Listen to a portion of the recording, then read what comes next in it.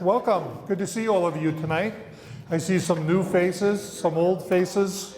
The people that we've fired as volunteers, I don't see any of them here tonight, so we're in really good place, a real good place. Good to have you here tonight. I want to introduce some people before we begin. First of all, this is Renee Bowser. If you don't know her, you'll get to know her really well tonight. She is in charge of our volunteer training. This started in August of 2017 with one little girl, my horse Champ, and me. And it's grown to the point where I just need lots of help now. We have about 75 children a week coming, and we are starting a program for veterans this coming Thursday. And so things are really spinning up. Got a lot of exciting stuff to share with you tonight. Is Lynette here? Do I see Lynette? Oh, there you are. Okay, I'm sorry. Yep, I wanted you to be close. Okay. All right. So, Renee Bowser.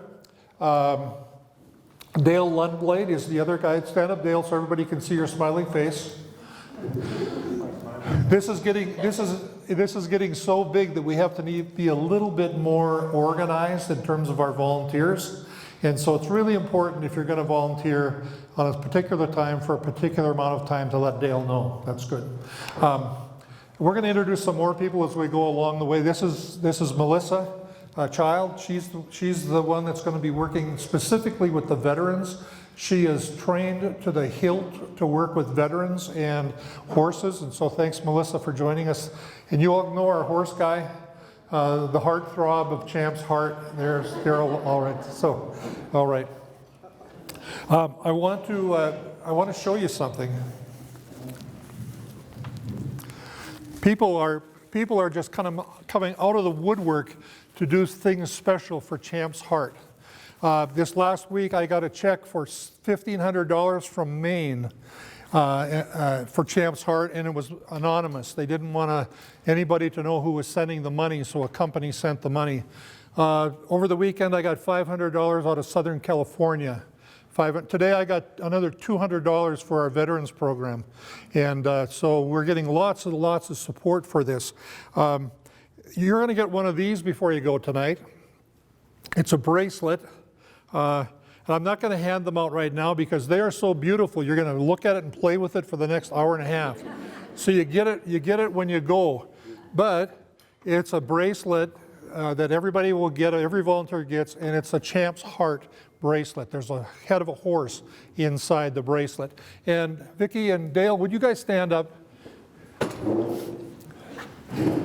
This is Vicki and Dale. They both have some health challenges, but this is one of the things they put together for us to give to all the volunteers.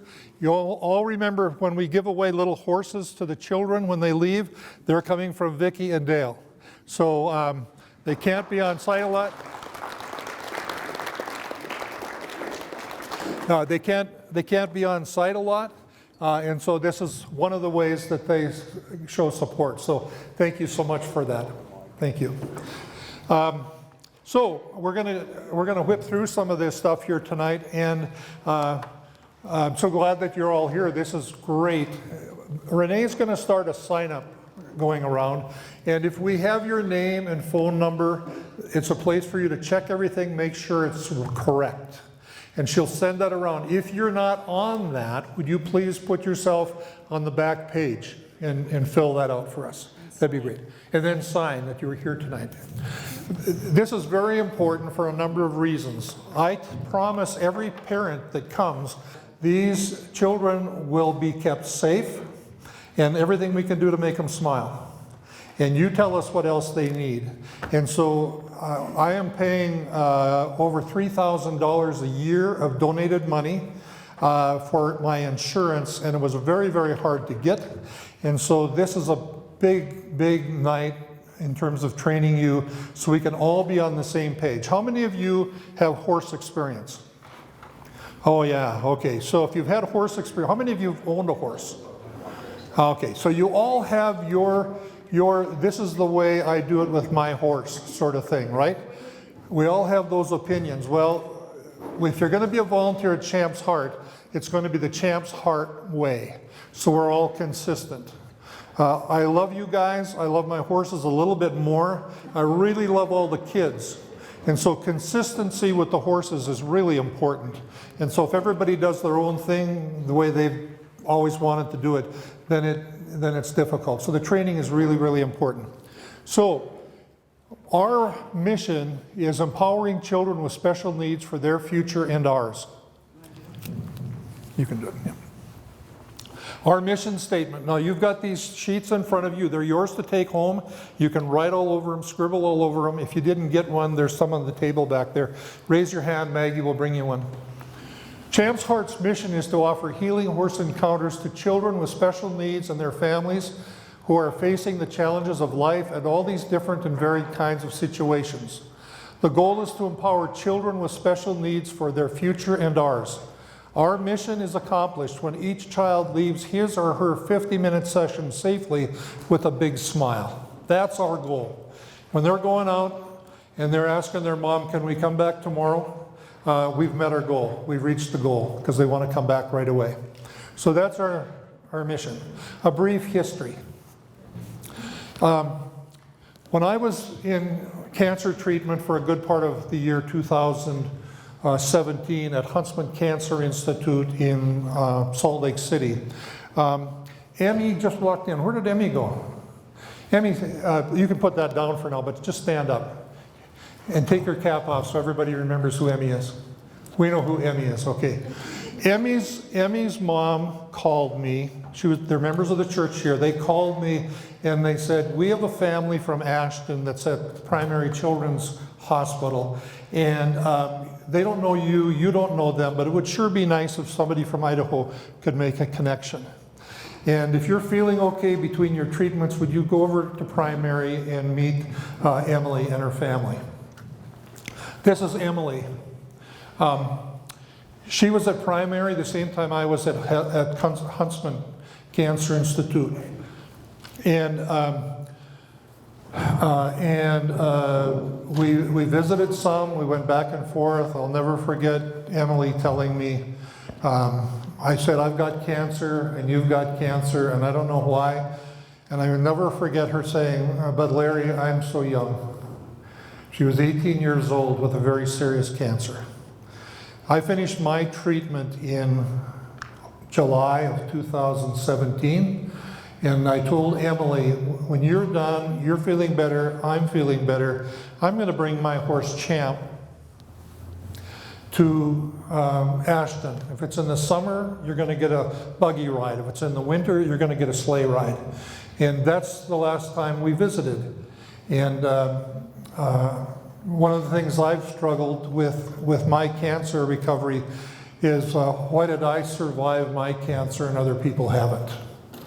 Why did my treatment work for me and not for others? But in visiting Emily at Primary Children's Hospital, the times I went there, if you've never been to Primary, it's a heartbreaking place to walk into because there's all kinds of children with tubes, bald heads, wires sticking out of all parts of their bodies in wheelchairs, and it's just a really sad place. And in the middle of all that, one of my friends asked me, Larry, what are you going to do after cancer? And to tell you the truth, I wasn't thinking about after cancer. When you're told if you don't get treatment, you have 18 months, I wasn't feeling sick. I doubted the doctor. Well, just keep going down that road, and statistically, you have 18 months. So you don't think about after cancer when you're told that. But I spent this time with Emily and her family, and we are so blessed tonight. Emily is a big inspiration for me.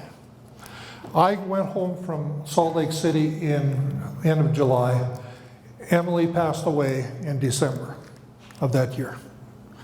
And Champ was 29 years old. He was really sick, and he was 29, and I had to put him down in May. He was pulling a buggy here at the church grounds, a whole day of buggy pulling, 2 weeks up till the day I had to put him down. He had 3 bad legs and a tumor that was restricting his gut. And up till 2 weeks he was going. So So the family of Mike Margalski, who gave me Champ, they gave me Slick the day of Mike's funeral. And so I got to do something with all these horses, you know. So that was the start. And Emily's mom and sister are here tonight. Come on, Emily. Thank you. Thanks for coming down from Ashton. This is so important for you to know Emily's story and her mom and sister. She inspires me all the time. I've got all you young kids that are working for us, and you're carrying on with something that Emily inspired me to do. And so, do you want to say anything, Lynette?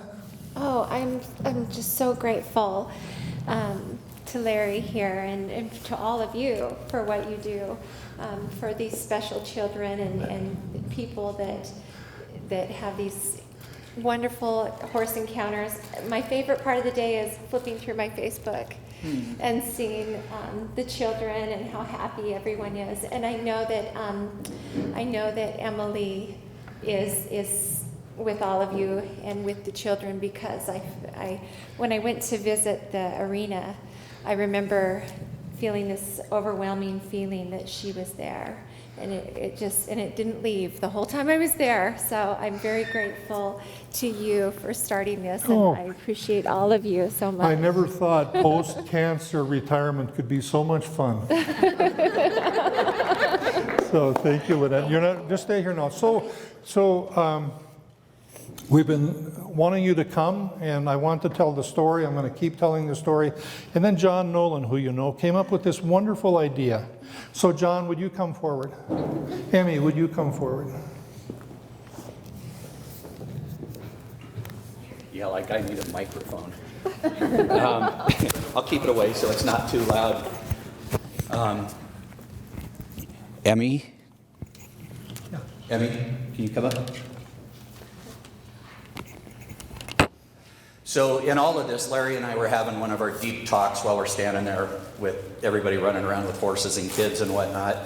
And I said, hey, Larry, I have an idea, which always makes him nervous. Yeah, exactly. I mean, everybody should get worried when I start having ideas. But it was one of those things that all the different shirts and vests, and we start talking about kind of, giving it a good look, since it's becoming a pretty big deal. And we thought, well, let's make sure all the volunteers, are, in a sense, in a uniform to some extent. But my little brain starts wandering, and I said, well, Larry, what would you think about doing something, even though Champ's Heart, in a way, is already to honor Emily? What would you think about just taking it kind of another step further? And he says, well, what do you have in mind? And I thought, well, on these volunteer shirts that everybody will be wearing from here on out, Emmy, do you want to show her what it says? Right here. The volunteers will now be Emily's Angels. And it was the easiest thing that's ever come for a name. But we will now be Emily's Angels to honor Lynette's daughter. I'm going to go trip on a knife. Thank you. So, It was so easy. So easy. you have anything else you want to say now? Anything? Just thank you. Yeah. You're all Emily's Angels, Yep. for sure. So from now on, we're going to have special name tags. You won't be doing name tags on your shirts with the sticky stuff and all that anymore. You'll have a name tag that clips on, and we've got a bigger slide of this that right there, Emily's Angels, Larry. Yeah. You'll all get that one. So all the volunteers from now on are Emily's Angels. So it's our honor, it's my honor to join with John in doing this. So you guys now, you can say, I'm an Emily's Angel volunteer at Champ's Heart. Huh? Yeah. Yeah, thank you so much for that. Yep. Okay, so I'm going to get rid of the mic really quick here, but first of all, here's the people who are in charge. Board of Directors, Chairperson Wendy Cudmore is the treasurer. That's going to change really good. It doesn't look good for me to give her money and then she pays me money back. So you got to remember now, we started out just Wendy, Champ, me, and this little girl. So we're ramping things up now.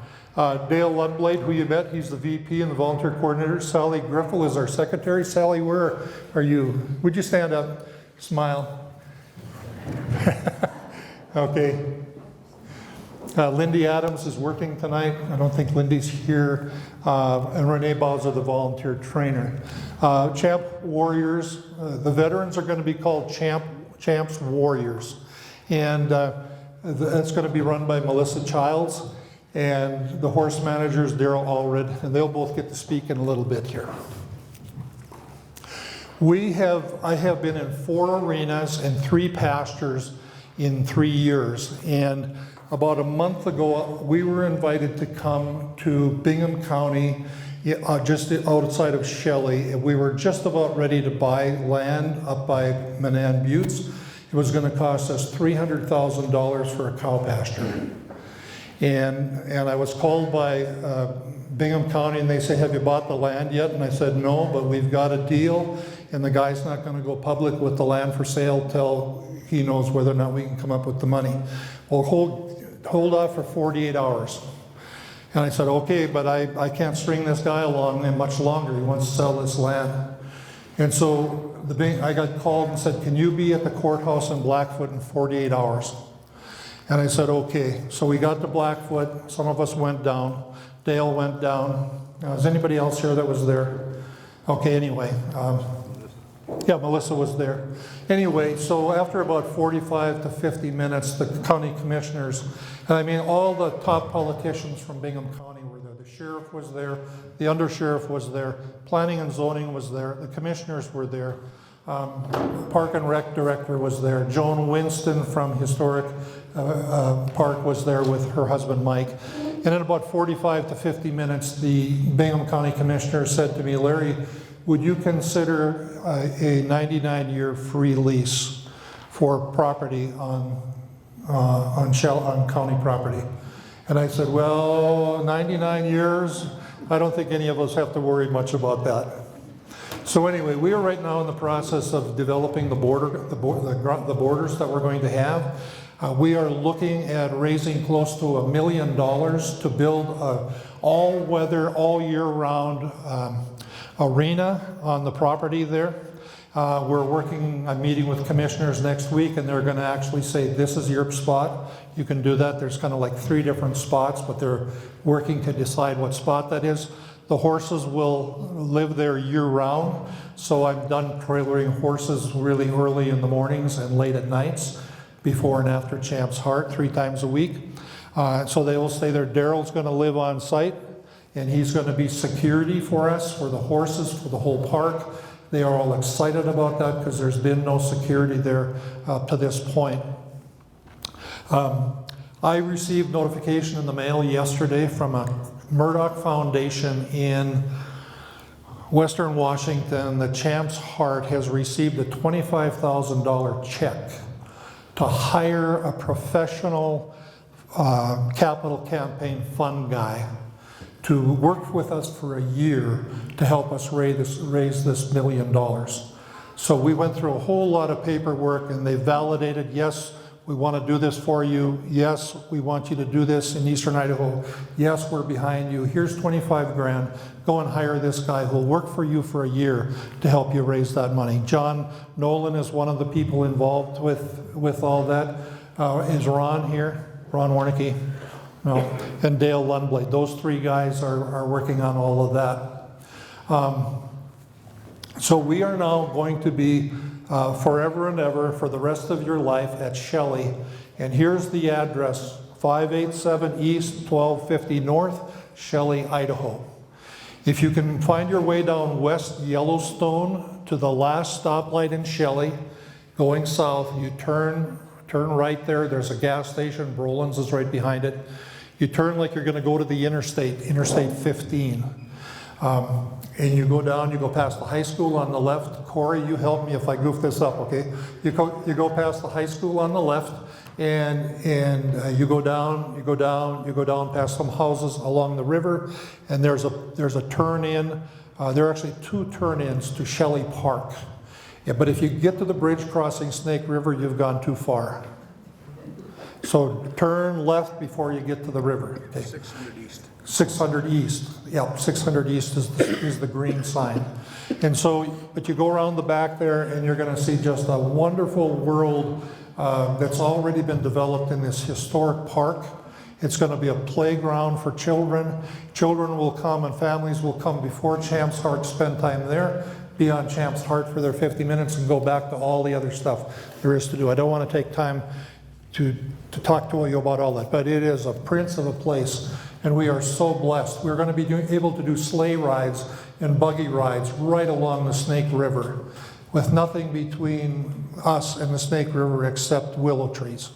And it's just prime for free.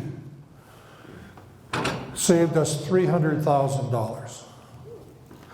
And up until that time, I thought in my prayers to the Lord, you know, Lord, I'm 70 years old. I'm post-cancer. Should I really be doing all this? And the Lord said, well, here's $300,000 worth of land. Is that, you need anything more to convince you to do this than that? So there we are. But we are looking at providing mental, physical, emotional, social, and educational benefits to the patron in a recreational environment. I am not a certified PATH instructor, so I don't ever go and tell anybody, come to Champs Heart and receive hippotherapy. That's misrepresenting us. I am not certified. Melissa is for the veterans. That's a very unique, special kind of program she's going to have with very few volunteers. And she can explain reasons for that. But for me, it's healing horse encounters. Not hippotherapy, not equine therapy, healing horse encounters. The goals of other rehabilitative, educational, and therapeutic programs.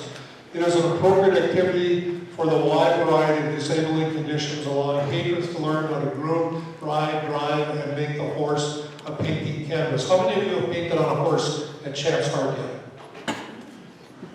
He hurts for such a treat. Because the kids, they love horses, the Idaho horses, but they don't want to touch a horse, so we put a paintbrush in their hand, and they will paint pictures on a horse. I'll say, the horse is your canvas. Write your name, write a story, do something on the horse. And they'll do that for 15, 20 minutes, and then all of a sudden they realize, this horse isn't so scary, maybe I can pet him. Okay. All right.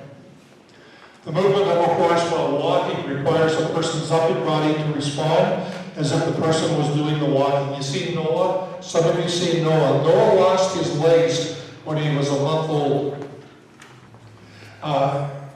This gives those patrons who may never have taken a step their first walking experience. When Noah went last summer to get his first set of prostheses as a 3-year-old, he was ahead of everybody in Florida. And they were amazed at how fast he was walking, how fast he was picking this up. And part of it is because of who Noah is. But the other part is Mom said, well, he's been riding a horse. And the riding of the horse just really strengthens the core of your stomach and helps you with balance and all those kinds of things. That's it. That's it. We've had cerebral palsy children who are now doing relay races with the miniature horses. Some of you have seen those. And they had trouble walking when they started at Champs Heart, but they've been riding and strengthening the interior of their core. And the physical therapists are saying riding the horse is doing that. So I don't pretend to be any kind of a miracle worker. It's the horses that are doing all the encounters. Okay?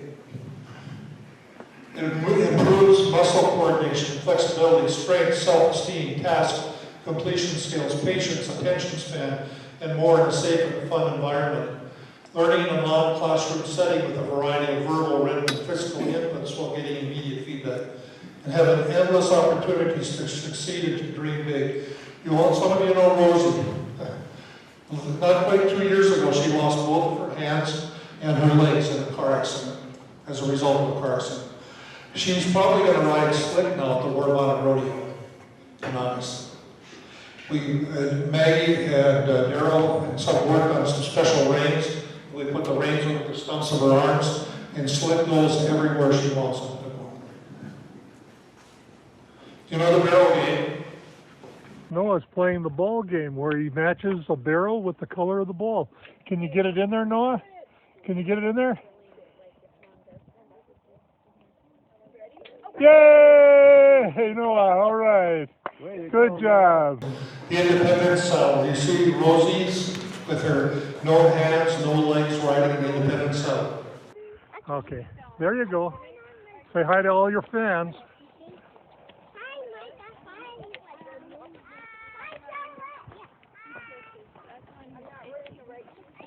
You're okay. She's walked once. You're good. Okay, now show Okay. me your racing position. Racing position. Oh, wow. Yeah. Look at that. Horse racer.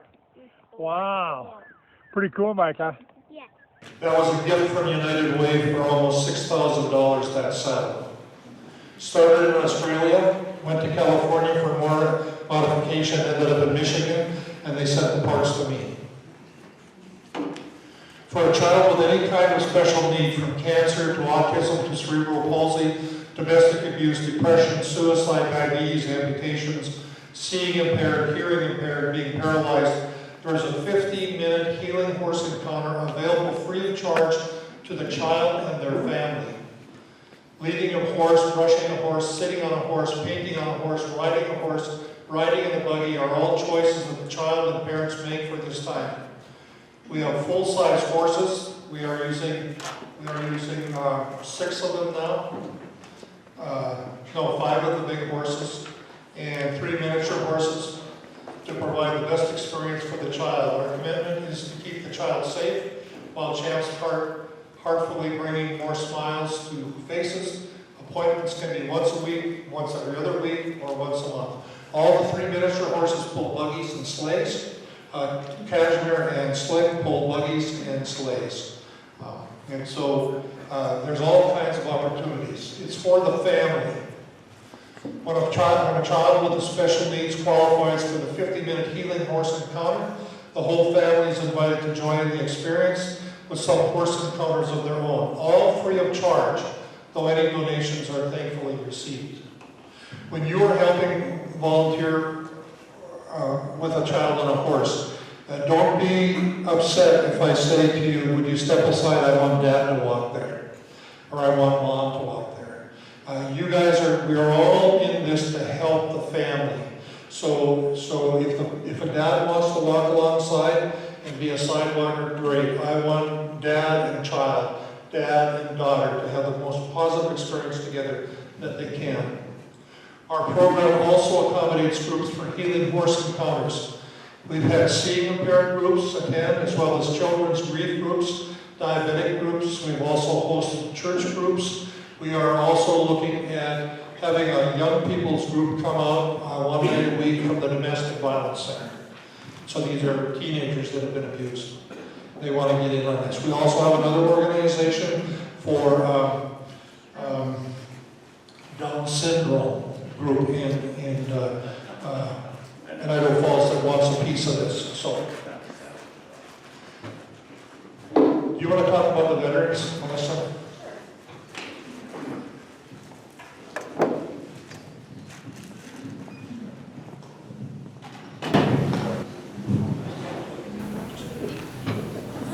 Okay, so I'm going to back up a minute on the family healing encounters. So coming from a therapist perspective, these children with special needs are going to different therapies all week long. The rest of the family doesn't participate. So when the family gets to come to this, the entire family can participate. The entire family can ride together, where at any other therapy, only that one child is getting the attention there. And so for siblings, that's really big because sometimes they get put, I hate to say the back burner, but it really is because the family is so focused on helping the child with the special needs that sometimes the other children feel left out. So the veterans, Champs Heart has the opportunity to expand its reach to provide healing encounters to our veterans. We will be partnering with a mental health professional at Integrated Wellness to provide equine assisted services to our veterans at no cost to the veterans. This partnership will allow veterans to receive healing encounters from the horses and expert help when needed. By receiving treatment in the moment, veterans have a higher rate of overall wellness, So this is starting this April, well, this coming up Friday. So I am a licensed social worker, and for my master's thesis, I did a study on veterans, and I saw anywhere from a 45 to a 69% increase in overall brain function after an 8-week program. The veterans came once a week for 1 hour, and we saw this progress through brain mapping, and we found that if the program had went 12 weeks, the results would have been even more drastic. And so that's when I found Larry and said, could we do something along that meets your mission and help our veterans out for what they've done for our country? And he was on board, and the board was on board. So we're excited to do this. We're going to work Fridays, serving 2 veterans at a time for now, and they'll be doing 60-minute sessions. And the volunteers needed for those sessions are mainly there for safety. The veterans are going to do everything that they can possibly do themselves, and then if they need help, then they will ask volunteers to come in and help them. If they do have any special needs as far as loss of limbs, then we may need more hands-on help.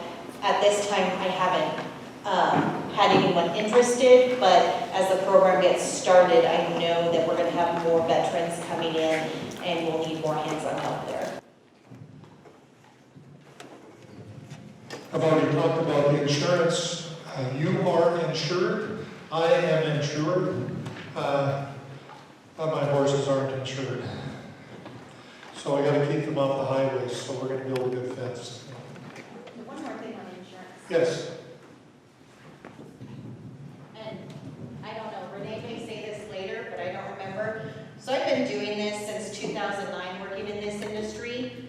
It is so important for you to sign in and out, because if you don't sign in and out when you are there and you are injured, the insurance is going to say you weren't there. We also need you to sign in and out, because when we write grants, we count all those hours that it takes for this program to run.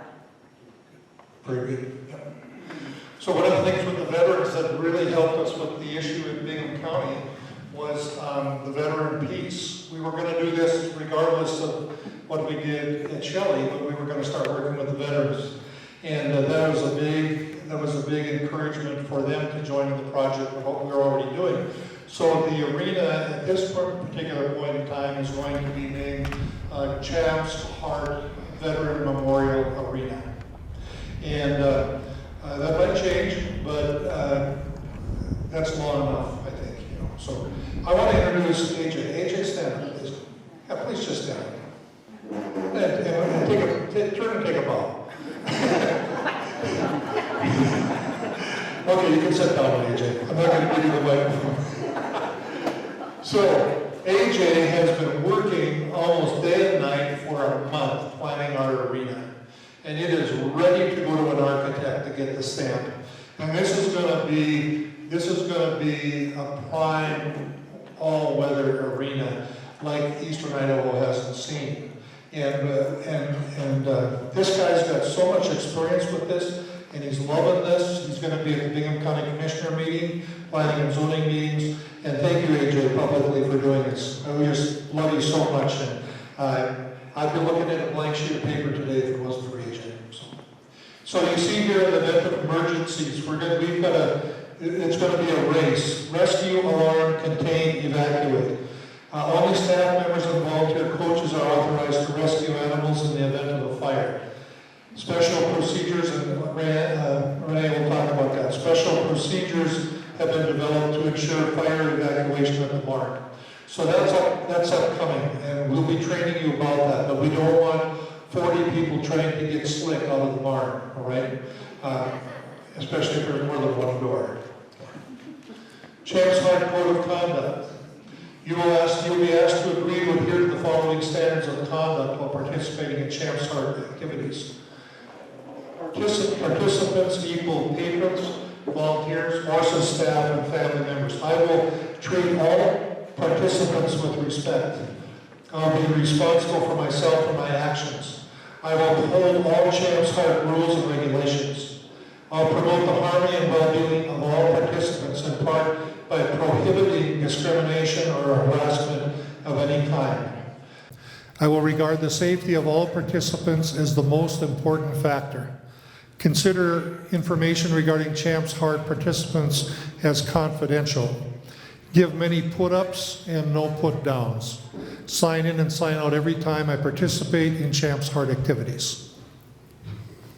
We have a clothing policy. Do you want to handle this? Okay.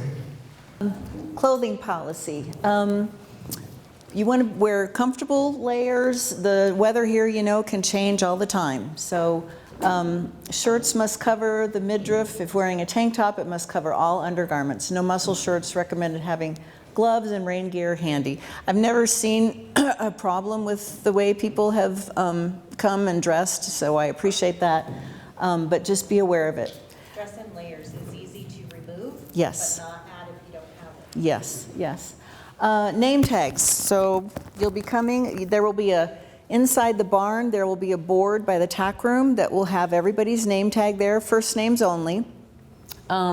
So when you come, there will also be a sign-up sheet with your name, so you will sign in and out your times. And that's like Melissa said, that's how we keep track of your times for insurance reasons and also for grants. It's really, really important that we have total volunteer hours. So grab your name tag, put it on, and then before you leave, you'll sign out and then hang your name tag up for the next time. If possible, if you have any of the Champs Hearts clothing, wear that. You know, it's not a, you don't have to. You know, if you come and you forgot it, no big deal. You'll have your name tag. But it's very helpful if we're all kind of looking like we're professional, yes, and together. You'll be doing a lot of walking and jogging on uneven terrain, so comfortable shoes are important. It hurts when a horse steps on your foot, so make sure your footwear is sturdy as well. Boots or closed-toed shoes are required, no sandals or slip-ons. Remember, you could be walking or running in mud, sessions or rain or shine. For the safety as well as comfort, volunteers should dress in close-fitting clothing. Loose, sloppy clothes can get caught. Long pants are recommended even when it's hot. So does that mean I can't wear my Daisy Dukes? Yes, that is true. Yeah, please don't. So if you want to wear shorts, just make sure they're longer and appropriate. Remove dangling jewelry to prevent tempting overly curious hands or horses. Sunglasses, sunscreen, hats are recommended, but these are your responsibilities. So if you forgot them, you know, we'll try and have maybe sunscreen on hand, but not guaranteed. Don't chew candy, gum, cough drops while working with the horses and riders. This can be a choking hazard. We do have various weather here, like I mentioned. If you're feeling dehydrated or overheated, whatever, or you're any kind of physical problems, please come and tell a coach, and we'll get into that more later. Who's got the clicker? Oh. Okay. Okay, so for the volunteers, you must be 14 years or older. Paperwork must be filled out completely. Follow the code of conduct. Arrive 10 to 15 minutes prior to your scheduled time. Sign in and out. No smoking or drinking. Safety first. Can't stress enough how important safety is for all the volunteers and for the patrons. Ensure patrons are wearing helmets when around the horses. One volunteer should always be with the patron unless directed otherwise by a coach. Remind the patron to sign in and out. When they come in, they sign in and out also. And if you're not going to be able to come when you've signed up for a session, please give advance notice if you can, and please do not come if you're sick. Okay. Problem solving and grievances. We want to ensure that everyone has fun at Champs Heart. If an issue arises, please talk to a staff, coach, or board member. Champs Heart wants to assist in solving problems and settling grievances quickly and fairly. That's very important. Okay, at this point, where we're at so far, any questions? Okay, all right. Wow, need my sunglasses. Okay, this is a new thing for Champs Heart. And we are In this new stage, like Larry said, we are growing like leaps and bounds, so we're trying to get more organized. And so we're going to develop different levels of volunteers. The junior volunteer, on your name tags, will be putting colored stickers. That'll be purple, might change. Under the age of 14 may come to Champs Heart with a parent during session days. There are various duties to perform: tack cleaning, cleaning stalls. Luckily, we don't have any of those yet. Bathing horses, grooming horses, artwork. This is great training for future Champs Heart volunteers. Volunteer green is 14 and older, and they may be a sidewalker after Champs Heart volunteer training. Volunteer orange is 14 and older and may be a horse leader after sign off from the head coach, and that's me, and possibly Daryl. Okay, volunteer captain is blue, must be 18 and older, has proven leadership skills, has volunteered at least 15 hours, has passed a tack test given by the head coach, has been trained to properly bridle and saddle a horse. And then the volunteer coach will have a gold star, 21 years and older, have been trained to lunge, may school Champs Heart horses after the demonstration of adequate riding skills, assign task and instruct other volunteers during sessions. My vision of this is that in the arena, there will be 1 or 2 coaches out in the middle, and their sole job is to watch what's going on. And if they see something, they will instruct the sidewalkers, the horse leader, whatever. If they see a horse acting up and they think they should be pulled aside, they'll give those instructions. We don't want to have too many chiefs in one spot. It creates confusion. So if you have a problem or you see a problem, please go approach a coach and discuss it with them, and then they can handle it. I'll let them handle it. Okay? Okay, volunteer job description. The purpose is to give assistance to the Champs Heart program. You have, do we already have this? We have the right to be treated as a coworker, not just free help. To know as much about the organization as possible, its policies, procedures, people, and the educational programs it may offer. To be given proper training for the job. To continue education on the job as a follow-up to initial training. Information about new developments and training for greater responsibility. To be given sound guidance and direction, to work in a place that is orderly, clean, and safe, to advance to assignments or more responsibility, and to transfer from one experience to the other. To be heard and to have a part in planning, to feel free to make suggestions and have respect shown for an honest opinion, and to be recognized and appreciated for the work that is done. Champs Heart couldn't exist without all of you, and your time and efforts are really, really appreciated. Okay.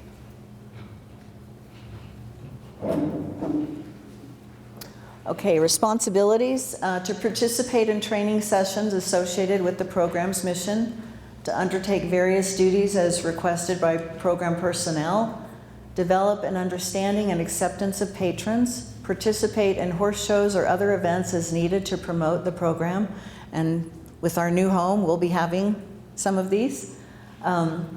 Is willing to learn about the horses, riding equipment, special skills needed to perform tasks safely and efficiently, and to keep participant information confidential. Qualifications are the ability to follow directions of program staff and or coaches at all times, ability to communicate diplomatically and enthusiastically with others, ability to commit to a defined period of time to fulfill session responsibilities, willingness and cooperation to learn necessary safeguards of the program, and responsible to the coaches, staff, and ultimately the board of directors. We understand that this is a volunteer program, but it's really vital to Champs that this isn't a flippant volunteer thing. We have to be able to depend that we're going to have enough people on the days when the patrons are coming. Otherwise, we create an unsafe environment. So, okay. Okay, so the volunteers assisting the patron to-do list. So when a patron comes in, we will have, hopefully, one particular volunteer assigned to them. They will help them sign in, they'll help them put on a helmet and a name tag. For the patrons, they will have sticky name tags that will go on the back of their helmets. Walk the patron into the arena and wait until called to mount. After session, assist patron in offering a horse treat, and then take off the helmet, spray it for sanitation, and take the name tag off, and then have the patron sign out. Okay. Horse treats. It's really important that you assist them while they're doing this. Make sure that we don't want any fingers being bit. And you know, some of the kids are they're really afraid, but it's important. And I know one time I had this little girl and she was like, no, I'm not gonna do it. And so I said, well, put the treat in my hand and put your hand under mine. And so then the horse took it from my hand, but her hand was under mine. So she was like, I did it. So just, you know, if they're afraid, don't force them, but then again, try and encourage them. Larry is the greatest at this. He gets kids to do things that I would probably go, oh, okay. But he does it in such a good way. So watch him. Okay, helmet fitting. Make sure that the helmet is not overly tight, but that it's snug. If the parent is there, let them clip it so we don't pinch their skin. But if not, you know. There should be a video. Yeah, and we Page had. 17. It's on page 17. Here's where I goofed up a little bit in doing this before I met with Renee. Some of the slides that you have are different. We edited a lot of things, and then, but it's okay. We're hitting all the fine points. It wouldn't play. So go ahead. So a helmet, Go ahead. the helmet should fit right above the eyebrow, and then it actually has, and I don't know the proper terminology, if somebody else does, you can correct me. But it has these little, what's it called? Bunny buckle. Body buckles that go right under the ears. They're supposed to be snug up right below the earlobe, so that if the child were to fall, that's going to help keep the helmet on the head. And then the strap, you should be able to fit one finger in. And so when you're wiggling the helmet, the eyebrow should move, but it shouldn't be tight enough it's going to give you a headache. So another thing you can do is have the child put the helmet on and then tighten the back of it and ask them to lean forward. Put your hands down there, because when a helmet drops on the floor, technically it's no longer good to use. So we don't want them to drop on the floor, but make sure you catch it. It should fall off very, very slowly. If it falls off way too fast, it's too big or too loose. Okay, getting to know your patron. Champs Heart sessions are designed around a patron's ability, not their disability. Of most importance, be yourself when interacting. Explore mutual interests in a friendly way. You know, ask them how old they are, when's their birthday. You know, just kind of get their mind off of the horse, especially if that's their first time. What's your favorite color? A disability does not need to be ignored or denied. Speak directly to the person with the disability. Offer assistance when asked or when the situation obviously requires it. Be patient. Let each person set their own pace in physical and verbal needs. Some kids just want to sit there on the horse. Some kids want to walk around. Some kids want to play the games. But let it be on their initiative. If a person has difficulty speaking, allow them to finish their sentence. If you don't understand what they're saying, tell them so. Don't pretend that you understood them if you didn't. And then enjoy your friendship as you would anyone else. Horse leader, okay? The responsibilities for a horse leader is ensure the horse is correctly and safely groomed and tacked before each session. Maintain control of the horse at all times or as directed by the coach. Secure the horse properly and to provide it with water and hay as needed. Check the tack between each session. The girth on the saddles, they loosen up as the horses work. Make sure that especially... They let air out. Yeah, they let air out, especially Slick. Remember, the purpose of the session is for the patron to have a healing experience. Once the patron is on the horse, minimize talk to them unless no sidewalkers are present. Sometimes silence is key for healing. Notify coach immediately if there are any problems with tack or horse. At the coach's direction, assist with horse warm-up and lead horse to mounting platform. Walk along the side of the horse's head, keeping a light control of the horse, unless coach directs otherwise. Pay attention to the mood of the horse. Watch the horse's ears and eyes and lips.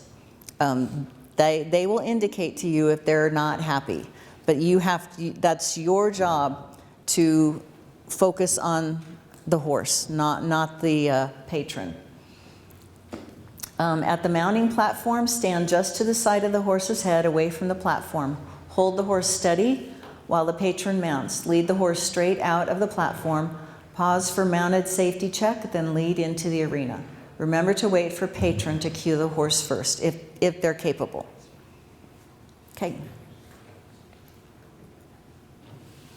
If capable, your patron should give commands to the horse. Be patient and reinforce command only if necessary. You are responsible for maintaining control of the horse. If a mishap occurs, bring the horse to a careful halt.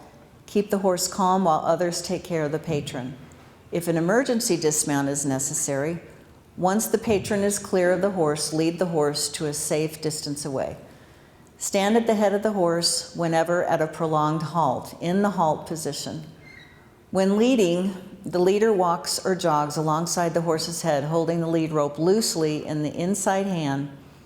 The outside hand holds the excess lead rope in a folded, not wrapped position, because you'll lose some fingers. Do not chat with the sidewalkers during the session.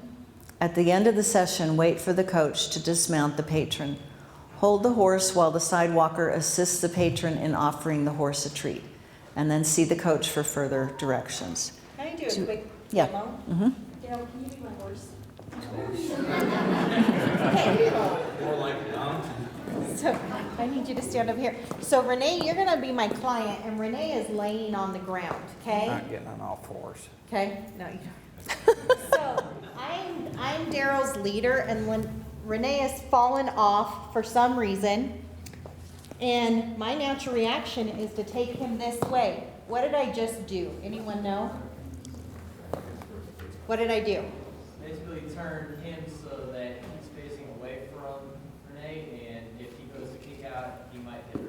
Exactly. So instead, what I need to do is I need to turn Daryl so he can see what happened, and then walk around Renee. Okay? That, and by turning the horse, if she's still on the ground, you just put the back in to where she's gonna be at. Right. So it's important not to get that rear end where that client is, because, you know, if AJ's over here and he's assisting Renee, he might be kicked if Daryl decided to kick out, because all of a sudden he's seeing things down on the ground that he normally wouldn't. And you gotta remember, even though we have some of the best horses out there, even the tamest horse can get out and kick you. Just because we have the best horses out there doesn't mean you're gonna walk behind Slick and you're not gonna get kicked. It can happen. You scare Slick, you can get kicked. Right. Okay, thanks. And I just messed this up. Give him a treat. I'll hold it.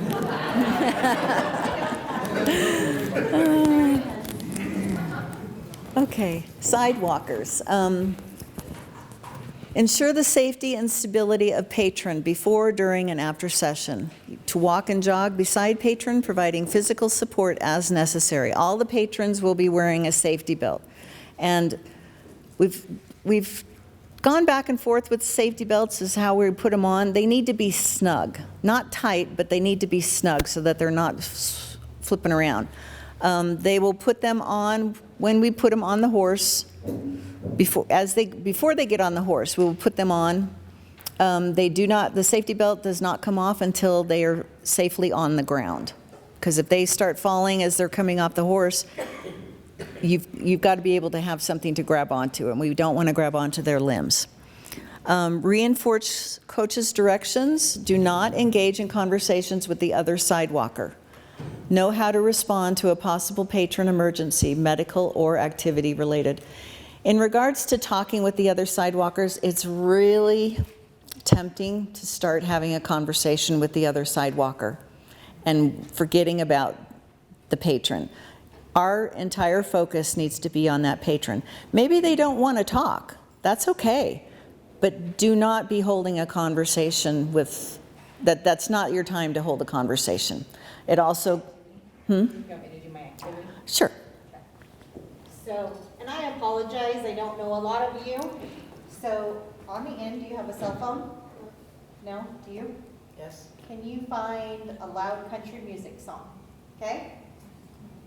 John, can you pull up a rock song? Okay? And then all the way in the back table, you have a multicolored bag. Do you have a cell phone? Okay? Pull up some like alternative song.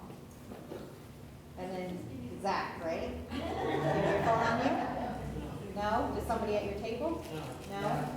Okay, how about the gentleman with the green shirt? Do you have your phone on you? Yes. Pull up any song you'd like, okay? I want you to all play these songs Loudly. as loud as you can.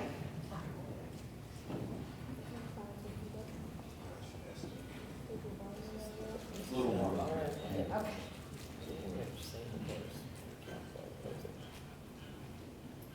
You have it turned up all the way? Yeah, Not very loud. that's all it's going to get on the phone. Oh, why is it not coming up with the song? There it is.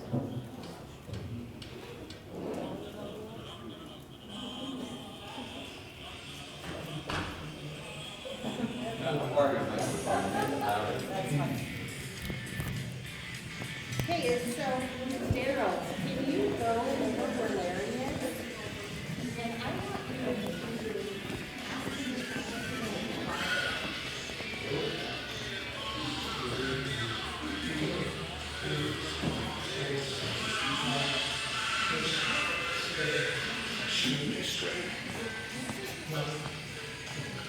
okay, you can turn everything off. Did anyone hear me ask Daryl to do something? Did anyone hear what Larry did? No. So I asked Daryl to ask Larry to count to 10 in a quiet voice, right?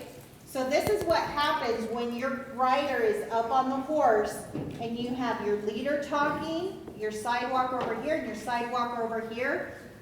And I may be asking them as the coach to do something, and you have all this other communication going on, and they don't know who to listen to or what to do.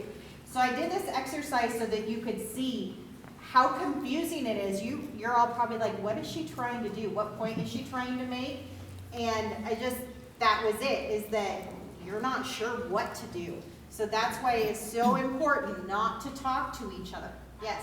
Can I also just say that a lot of our kids have like a sensory overload problem. Yeah. And so when there's a lot of stuff going on, my son in particular, he doesn't like when people laugh. It's almost like he thinks you're laughing at him, even if you're just laughing in general, having a funny moment. He takes it as you're laughing at me, and he'll have a behavior. But when you have all that stuff going, that's what it feels like to have ADHD or autism, some of the sensory processing. You can't tune any one thing out. It all comes at you at once. Yeah. So part of that also is not just keeping the horse quiet or safe and being able to hear the horse stuff. It's also helping the child be focused on what they're doing. Silence is gold. Yes, thank you for sharing. Silence is gold. So, yeah, and so I experienced this when I went out to the facility Too many talking, on the west side especially of when Idaho you Falls. have We have volunteers all with you Faith, the wonderful blind girl. volunteers, She will let you but there know. wasn't a lot of jobs for you at that point, and so everyone was lined up on the wall while these riders are riding it, and everyone's talking back and forth. And I was trying to have a conversation with another volunteer, but it was hard to focus because I had all this other background noise. And so, for someone with sensory problems, I can't even imagine how much more difficult it is for them to be able to cope with that. We also have one patron who is blind, and she actually asked the sidewalkers to stop talking. It was just, you know, they rely on their hearing because they can't see, and that was, she was just, yeah, becoming overloaded with all this talk going on. Okay. Yes, I would also like to add that when you're hard of hearing, because we do have some hard of hearing kids that come, it would also be really nice to have you all understand that when you're hard of hearing, that's what it feels like all the time. You're so overwhelmed because you're trying to just listen to one person. And when there's a whole bunch of people, you don't know where to look, which is, it's hard for you guys, but just imagine that 2 times as harder. Okay, good, thank you. Okay, so help the patron prepare for session, signing in, helmet, grooming, tacking. Take care to ensure the safety of the patrons at all times while they are near the horses. At coach's direction, and some of these little kids can move fast, so at coach's direction, escort patron to the mounting platform. Walk, do not run. Remain beside patron, helping to maintain balance as necessary. Some patrons require constant supervision. Ask the coach for specific needs of your patron. One thing that we started doing out at Denny's is these are 50-minute sessions, but at 45 minutes we direct them to, you know, bring the patrons in, and it's time to dismount and get the horse to treat. That gets them their time with the horse, but then we have 10 minutes between so that Larry can tell us, or whoever, tell us, okay, this is who's coming next. These are their needs, so that we're more aware of who's coming and what we need to be doing and being aware of. Okay, if patron starts to slide off saddle, ask leader to stop the horse, gently reseat patron, or ask the coach for assistance. Okay? I think if someone's going to slide off the saddle, don't grab an arm. Grab the safety belt. Right, that's what the safety belts are for. Yeah, yep, that's really important. Okay. You're responsible for the patron. If a mishap occurs, your sole concern is the patron's safety, not the horse.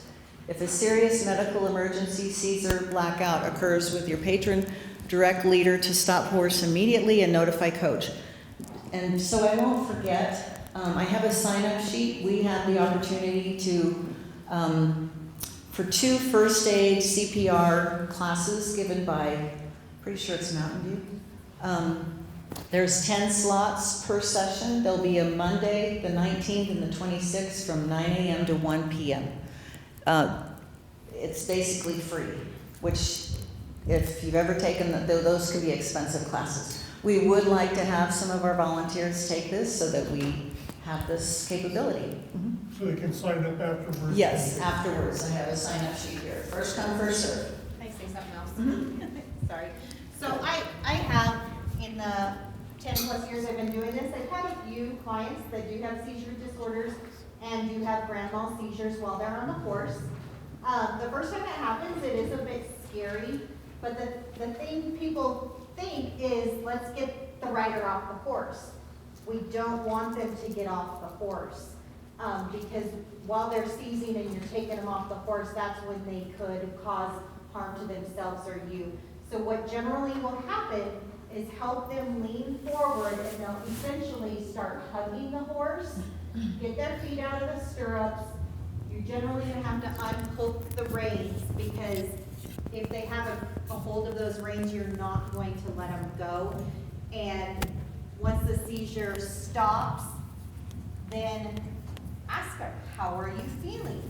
Sometimes they can continue riding. Most of the time, it exhausts them and they need to dismount, or they may just want to dismount, go to the restroom, take a drink of water, and then continue the session.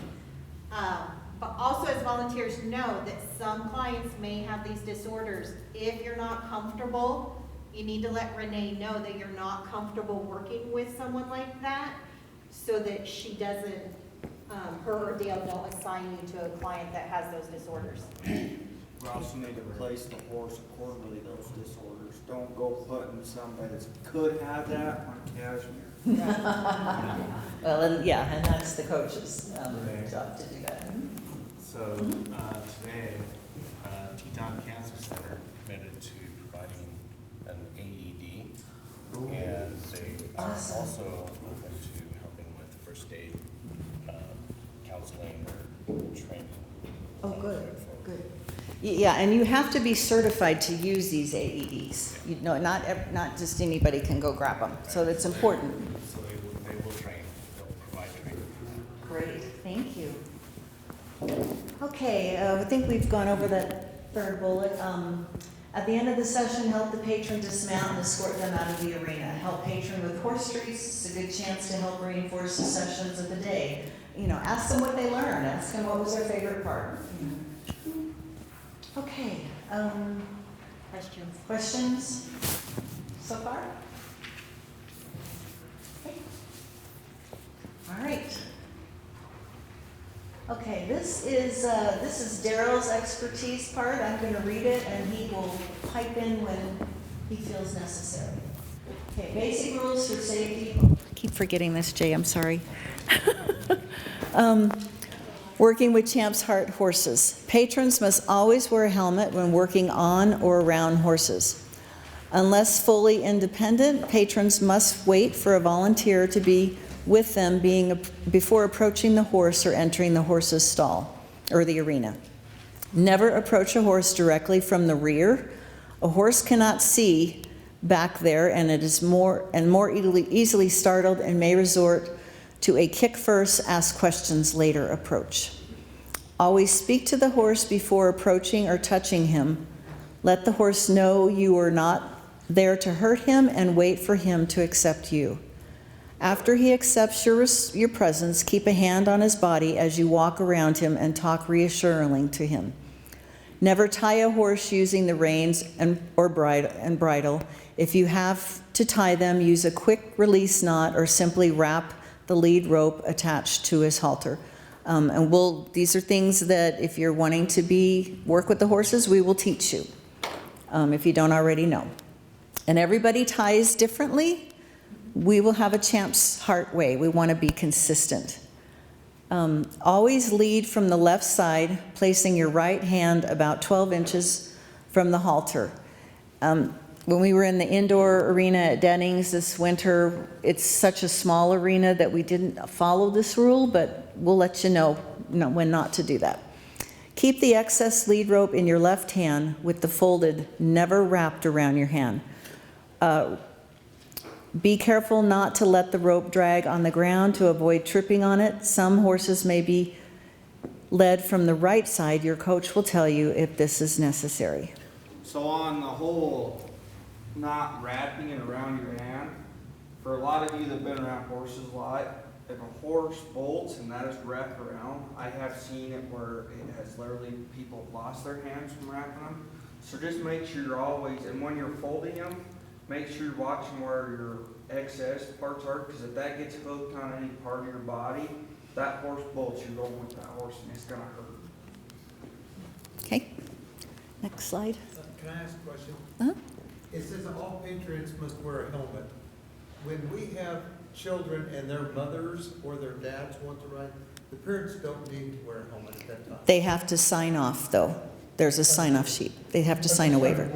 It's Yeah. still like how we've been doing it. So the parents, like if you're, and you have to be above 18, of course. Right? You can't just be like a 10-year-old and sign a piece of paper saying, I don't want to wear a helmet. If you're above 18 and you don't want to wear a helmet for Larry's safety and all of our safety, you need to sign that. Okay, I'm signing you, releasing you from anything that happens to my head. For our insurance. Yeah. Perfect, thank you. Except the veterans will be required to wear helmets. Okay. Okay, when leading, place yourself between the horse's head and shoulder. Never get in front of the horse and try to pull him. You will lose that tug of war. Doc is famous for this. And I see people turn and they're pulling him. You know, if you just keep forward, don't face him when he does that. You just just keep forward and keep pulling him and talk to him and he'll go. Especially if you have a carrot in your back pocket. Yes, yes. Never yank or jerk the horse's halter or lead rope. Use gentle pressure and release commands. Remember, some of our Champ's Heart horses are a bit elderly and may take longer to react. Keep at least 2 horse lengths between your horse and the next. This is very important because some of them don't like each other.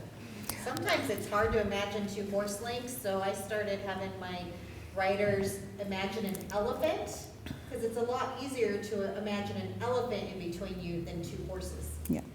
This was hard in the indoor arena, but Yes, in that arena, it's gonna be a lot harder. In the arena that we're gonna be back on Thursday, it will be a lot easier to keep your distance.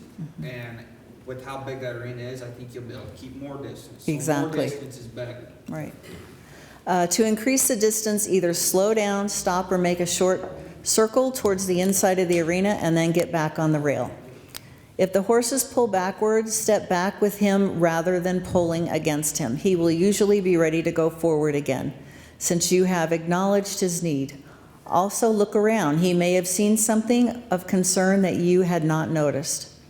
If the horse rears up, release the hand closest to the halter to avoid being pulled off the ground. However, do not completely let go of the lead rope. That's the first instinct, is to go, wah! Don't do that. Be aware of your surroundings and help keep your fellow patrons and volunteers aware too. For example, let everyone know if you see a dog running loose or a loud truck passing by. This helps give everyone time to reassure their horse. When tacking, grooming, or moving around the horse, never go under the horse's neck. Unbeknownst to you, he may have a sudden need to bring his leg up or head down fast. So in the whole of an instance, if a horse did rear up or something, I'm not gonna hold it against you if you did let go, just because if you haven't had that, that's pretty scary, a big horse coming up. For most of us that work horses, it's just another day. We had an incident about a year ago where a buggy took off with a group of kids. Larry remembers that. And I took off, I handed off the horse I had, and I took off to go take care of it. Now, in that aspect, I would prefer, if something did go wrong and a horse gets loose, especially with a kid on, I don't want just everybody going after it. It needs to be the horse people getting there first to take care of the horse, and then a couple of the sidewalkers getting in there to take care of the kid. You can't have 50 people going after a horse. So in that aspect, and not actually just a horse leader, it needs to be a coach going over there to take care of that horse. If something does go wrong. Thanks. Okay. Pet the horses mostly on the neck and shoulders. Do not pet the horses on the face. Do not dab at their noses because they may think your fingers are treats. I personally have a hard time. I love kissing horses' noses. But after leading a horse into a stall, okay, some of this doesn't apply to us. It's more going to be Melissa's stuff. But if you're taking care of a horse and it's in the wintertime, we may have some in a stall. Close the door before removing his tack. And this also includes when putting him out in their pens. Make sure you can open the door from the inside or have someone wait for you on the outside. When saddling, place the blanket so that it covers the withers. That's the part of the horse where the neck and then it comes down to their back. Make sure it covers the withers. Ensure the girth strap fits evenly around the belly and is around the front part of the belly. Tighten the girth strap slowly. Abrupt pulls can pinch the horse's skin and you may get a bite from your efforts. And some of them, you'll see them, they'll put their ears back because it's like, I don't like that. Initially, adjust the saddle carefully with the girth just tight enough so that the saddle and pad will not shift. Your coach will be sure the girth is fully tightened immediately before mounting. Always wait for the coach's direction before mounting. Patience is a virtue for all your eager patrons. Whenever in doubt about something, always ask the coach. Remember that they are there to help everyone. Volunteers must please let the coach know immediately if you're uncomfortable about having a team assignment, uncertain about a task, if you need a break, whatever. We greatly value what you have to say. Your time with Champ's Heart should be an enjoyable one. Horses and people are very sensitive creatures and can quickly pick up on your discomfort. We cannot help fix a situation if we don't know about it, so please tell us. So in that aspect, for you that know me very well, you know one of my biggest pet peeves is putting tack away wrong. Taking off a head stall or something from the wrong side, bridle, and then I gotta go back and adjust it back to the horse. Drives me crazy. So when you're taking the stuff off, I always tell everybody, everything comes off the left side of the horse. You tighten it up, you put the bridle on, everything from the left side of the horse. So just make sure you're doing it all from the left side. And then I want to point out and thank you, Maggie, who has always been the one taking care of our equipment, because our equipment is our biggest part. Without the saddles, without all that, without them being hung up and taken care of, Champ's Heart wouldn't be here. So I just want to point out and say thank you, Maggie, for everything you do in organizing all of our tack and the trailer and all that. And as we get organized, we will have some training sessions. So if you want to learn, if you want to, you're a side walker, but you want to become a horse leader, we will have some training sessions where we will be teaching you how to do all the things necessary for that. Yes, John. Rena, can you kind of address to the other thing that happens a lot of times is when a new family comes in, and some of the families get kind of comfortable there, and they just kind of rush in the arena and rush over towards the horses. Can you kind of address how we should be handling that to make sure that they're not doing that and creating a big safety issue? Yeah, hopefully we're going to be organized so that they'll come up to the barn. Is that right, Larry? And they will come out there, and then we will try and have a volunteer assigned to them, and then they will guide them out to the arena. Yeah. Having more space is going to be so nice.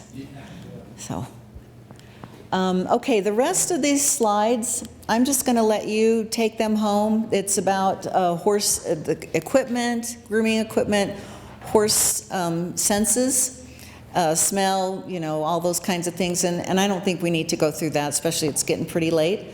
So just take them home and read that and become aware of it. I hand this over to Larry. So has the sign up it's gone through? Okay, great. And then the sheet here, if you want to sign up for this CPR class, will be right here by this basket. Okay, and hand it over to Larry. That thing comes out, so I just have to hold it.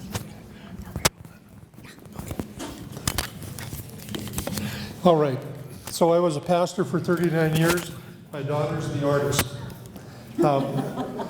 So when you come in, here's the way the flow of things is going to be. When you come into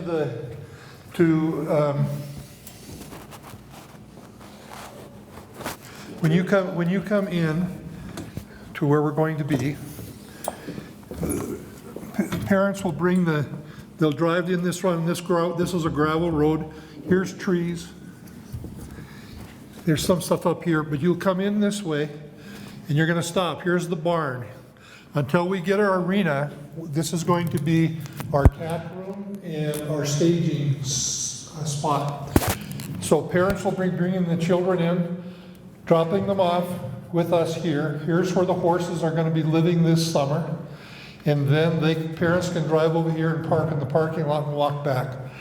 There's really no reason for any non-horse people or patrons or parents to be in the arena.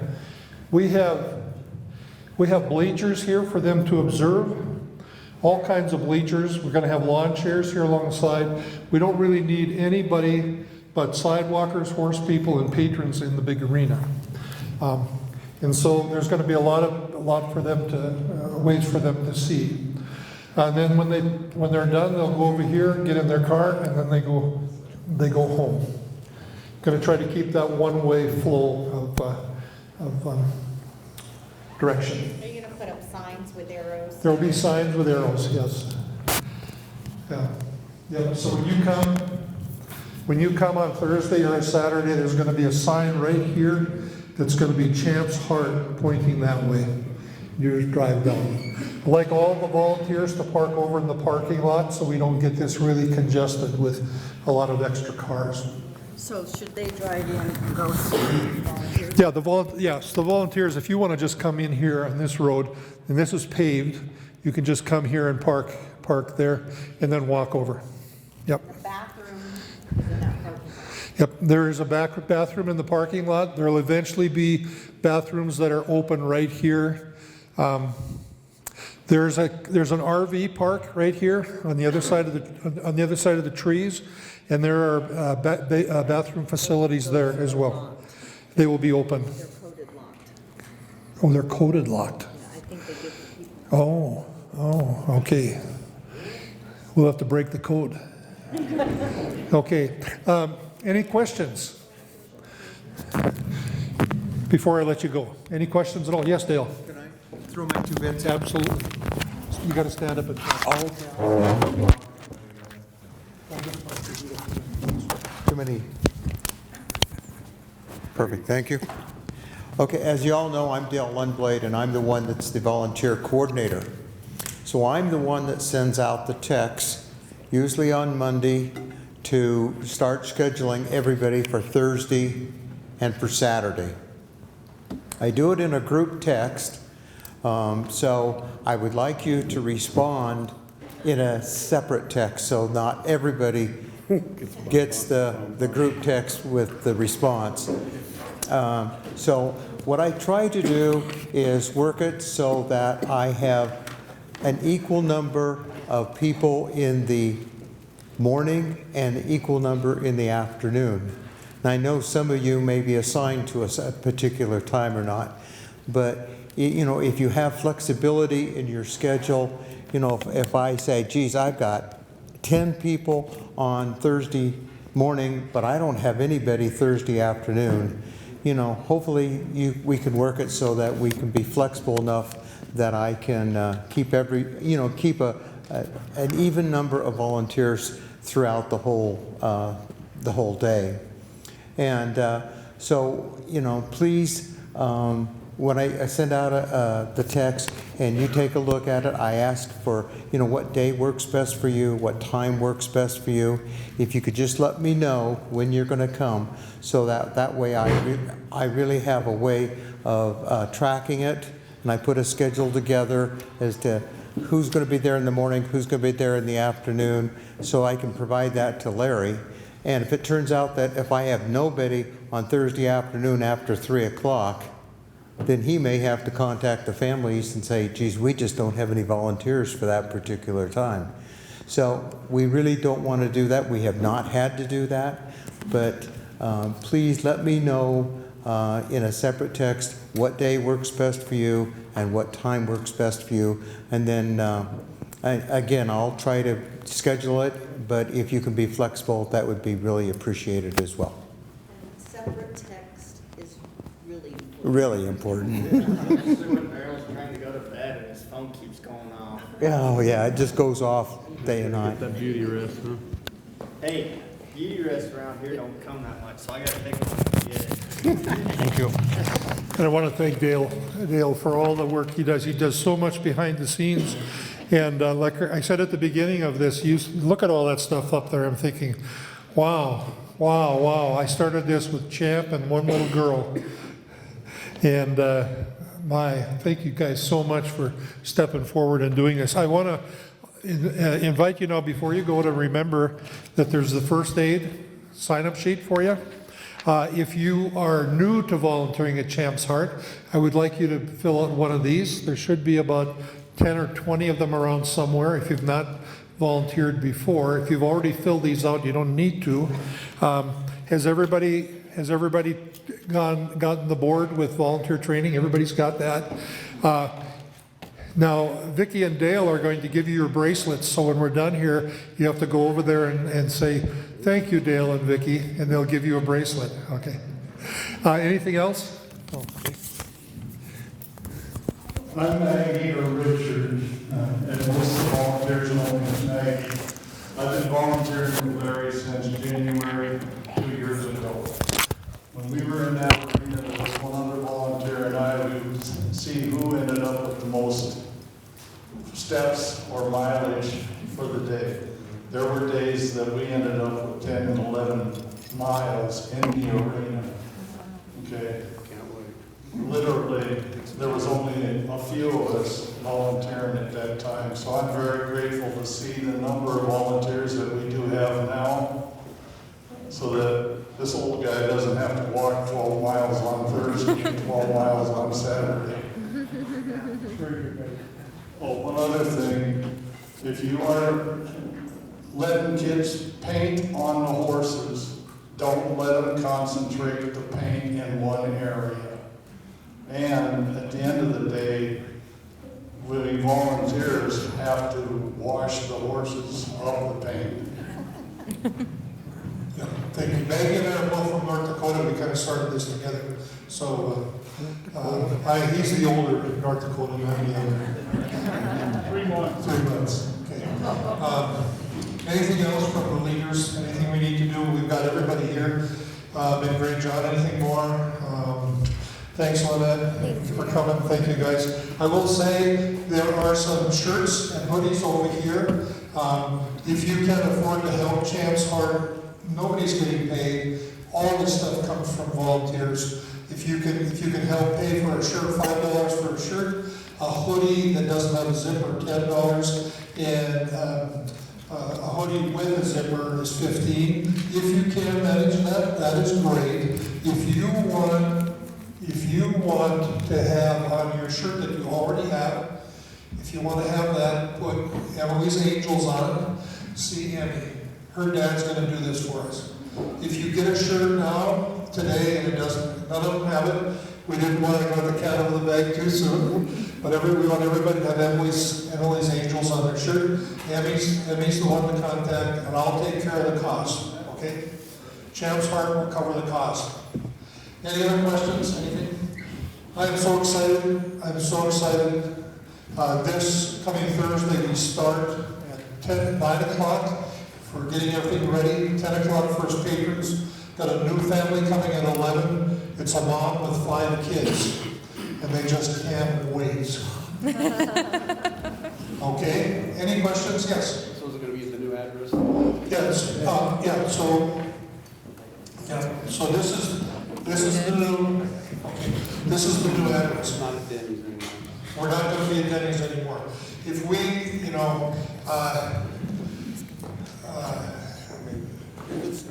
yeah, well, no, we're not going there. So we've got a barn. We're getting a barn it's got 6 stalls. Champs Heart's getting a barn with 4 of those stalls. So if we have a rainy, windy day or something, we're going to take the children into the barn and they can comb the horse, pet the horse, sit on the horse, paint on the horse or something. We're not going to go back to Denny's Ranch. I am taking a step of faith and hoping that by November, we have got our indoor arena ready. And if we don't, we're going to go back to Denny's Ranch, a small arena for next winter. But I want to be at Shelley all the time. I'm wearing my pickup and pulling horses back and forth, and with 10 horses, I've got to make more than one trip. So, yes, John? Because we're trying to raise money for this arena, and we're talking in the neighborhood of $1 million or more dollars, there's a handful of us going to be working on this capital campaign. But in all the friends and family members that you might know, spread the word. That if you can spread the word a little bit for us, that is just going to help us raise this money a lot faster, because we're literally going to be asking people for $500,000 to get this thing rolling, or $250,000. But it all adds up, so you never know who might just pipe up and say, I want to be involved in this. They may have a business you don't know about. So talk about it with your friends and your family. The other thing I'd say, if you don't know how much of a difference you're making in people's lives, go on the Champs Heart webpage, scroll down and start reading what people are writing about the difference that everyone in here is making by volunteering and giving some of your time to these families and these kids, because it affects more than just the patrons. It affects their families and their mom and dad, just to have an hour where their kid is happy. Go on that page and read that stuff so you know what kind of a difference that you're making in somebody's life. It will If you're not crying by the end of it, you're not human, so anyway, take a read on that. So I've been doing this since day one. Now I'm reading these stories, so I'll contact a parent and say, okay, we need a bio. Would you tell the community what Champs Heart means to you? And I read these things, and I said, wow, this little girl's been coming for a year, and I had no idea the challenges that she has from day to day, day in and day. I had no idea. Read the stories, and you will cry. They'll just move you, and you'll think, wow, I'm a part of making a difference in somebody's life in ways I had no idea. It gives me all kinds of hope and encouragement, and gets me out of bed every morning and saying, this is the funnest retirement I could have ever imagined. And now, an announcement, circle July 23rd on your calendar, because on July 23rd, Lyle Albertson and his country western band are doing a concert at the Shelley Rodeo Arena, where we're going to be. Lyle Albertson gave us Jake. And if you love Jake, I mean, he weeps when he reads about what the difference Jake is making in people's lives. Jake was a retired rodeo horse, spent the last 10 years just chewing on grass with some cattle. And he saw about Champs Heart and said, I want to give him a purpose. He's going to do a concert, a free concert, a fundraising concert for Champs Heart on July 23rd. And you know who's opening for him? Heartland. Heartland is opening for him. Who the heck said Daryl?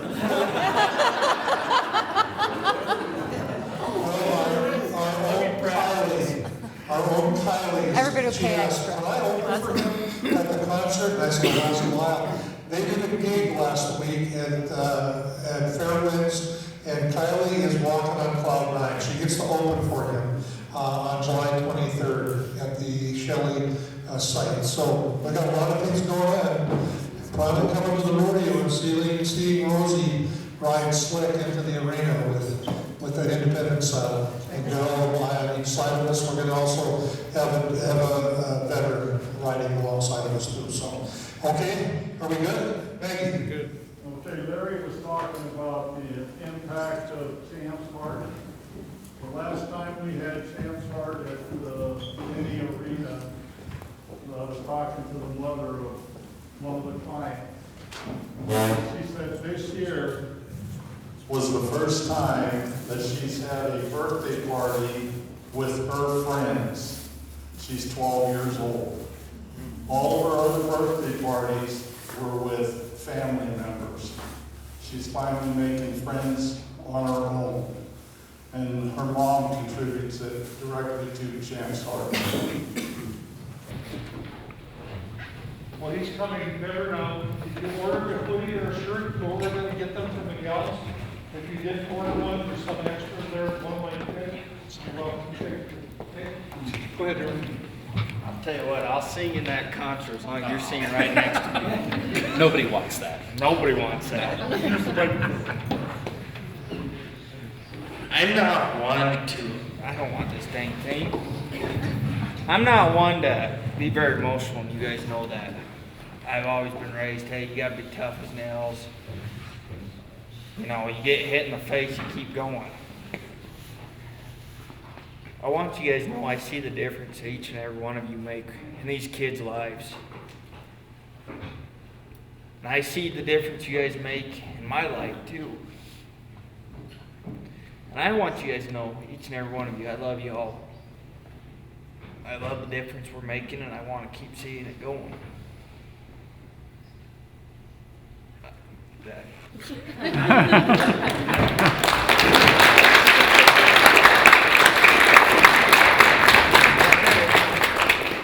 think we're done.